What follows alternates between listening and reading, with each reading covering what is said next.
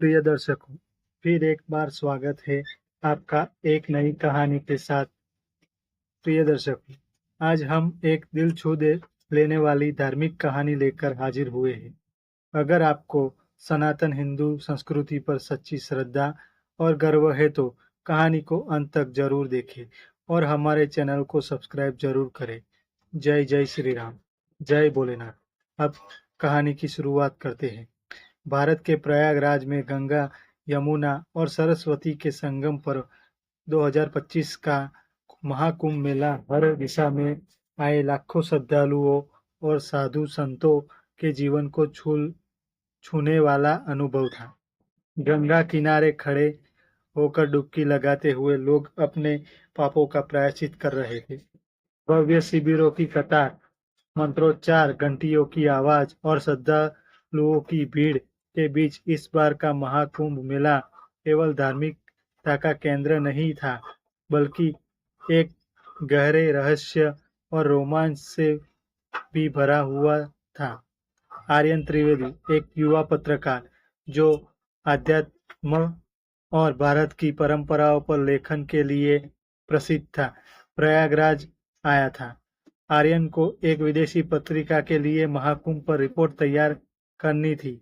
शुरुआत में वह मेले की भव्यता, संतों के जीवन और साधना के रहस्यों पर शोध करने में लगा हुआ था, लेकिन उसके आगमन के दूसरे दिन ही कुछ ऐसा हुआ जिसने इस यात्रा को पूरी तरह बदल दिया।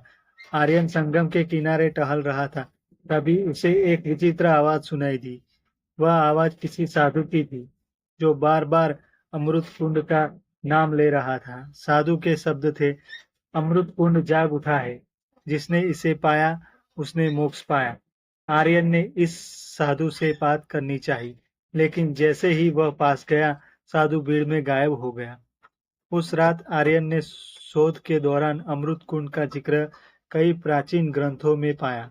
कहा जाता था कि यह कुंड केवल महाकुंभ के दौरान ही प्रकट होता है और इसमें स्नान करने वाले को न केवल मोक्ष मिलता है बल्कि दिव्य शक्तियां भी प्राप्त होती है। आर्यन को महसूस हुआ कि इस मेले में कुछ ऐसा रहस्य छिपा है जो हजारों साल पुराना है, लेकिन यह रहस्य केवल उसे ही दिख रहा था।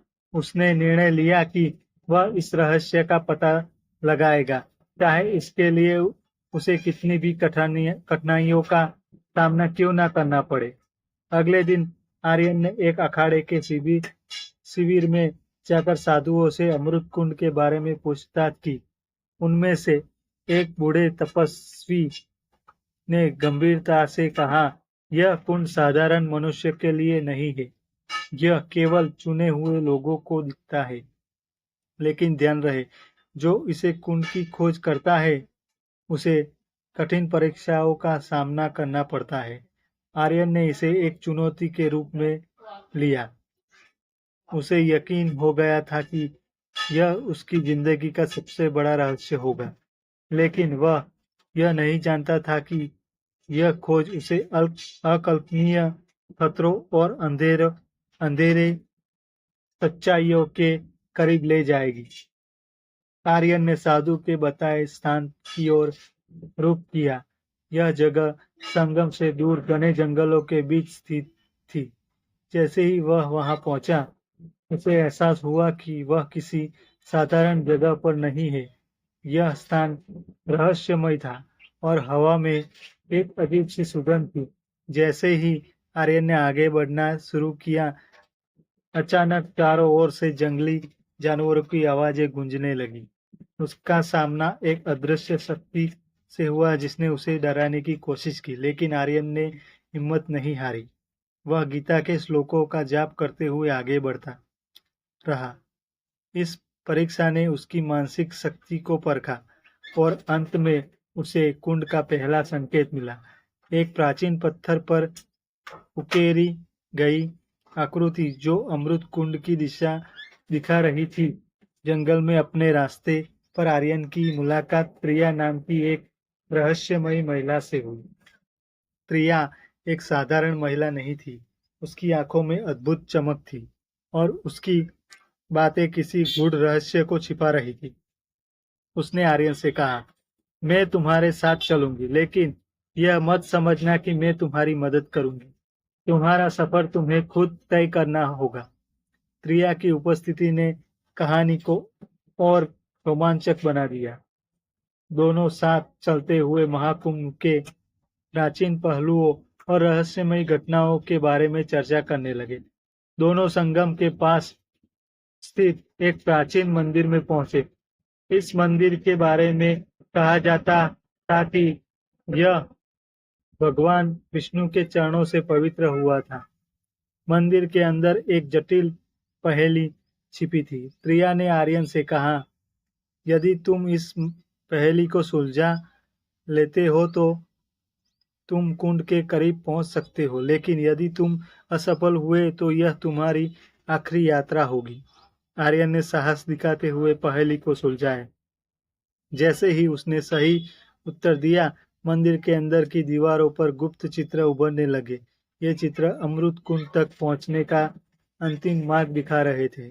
आर्यन और प्रिया ने अमृत कुंड की ओर बढ़ते हुए कई बाधाओं का सामना किया। उन्हें अन्य साधुओं और छायादार शक्तियों ने रोकने की कोशिश की, लेकिन आर्यन की दृढ़ता और प्रिया की रहस्यमय मदद के कारण वे सभी बाधाओं को पार करते गए। आखिरकार वे कुंड तक पहुंचे। यह स्थान अविश्वसनीय था। एक दिव्य प्रकाश, चारों ओर शंखनाद और अमृत की सुखद सुगंध। लेकिन तभी प्रिया ने आर्यन को रोकते हुए कहा, तुम्हारे सामने आखिरी फैसला है। अमृत को छूने से पहले सोच लो, यह केवल मोक्ष नहीं देगा बल्कि जीवन बदल देगा। आर्यन ने गहरी सांस लेते हुए अमृत में डुबकी लगाई। डुबकी लगाते ही उसकी आत्मा को एक दिव्य अनुभव हुआ। उसे लगा जैसे उसने जीवन के सभी प्रश्नों का उत्तर पा लिया हो। जब आर्यन पानी से बाहर आया तो प्रिया वहां नहीं थी। उसे एहसास हुआ कि प्रिया कोई साधारण महिला नहीं थी, बल्कि एक दिव्य शक्ति थी जो उसे उसकी यात्रा पूरी करने में मदद करने आई थी।